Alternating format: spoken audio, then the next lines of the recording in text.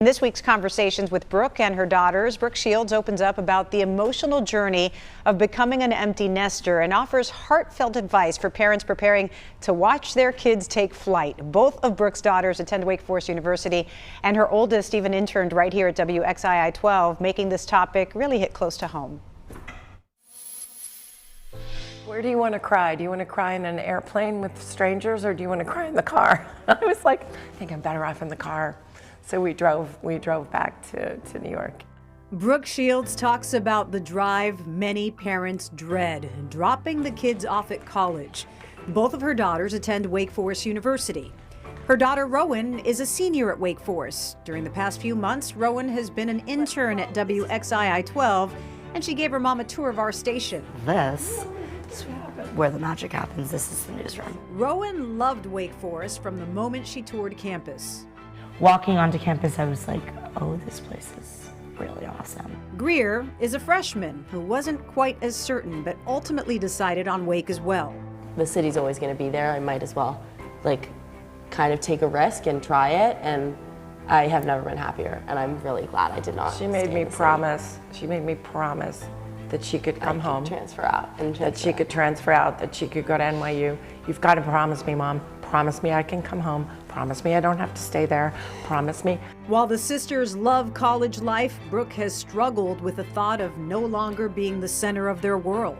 What was the hardest part for you, especially after Greer left, because now it's an empty house? Well, watching them in the rearview mirror of the car getting smaller and smaller, I watched them.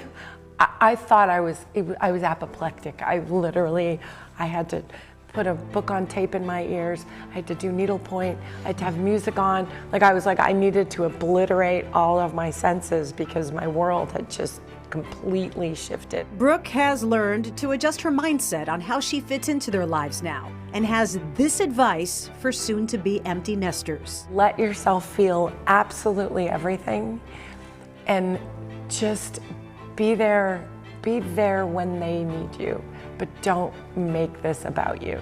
But in one way, she does encourage you to make it about you. I'm able to work much more now.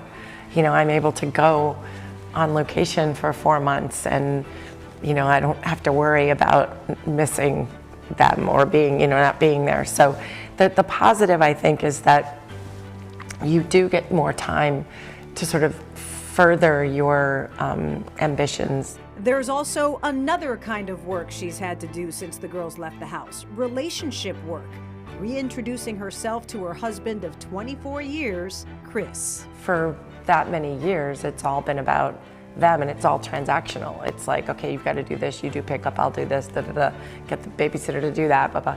And, and then all of a sudden you're kind of left with this person that you fell in love with and you're together with, and you go oh, we've got to get to know each other again. Brooke says she absolutely treasures being a mom, and while her role in her daughters' lives has evolved, she is committed to showing up for them whenever they need her.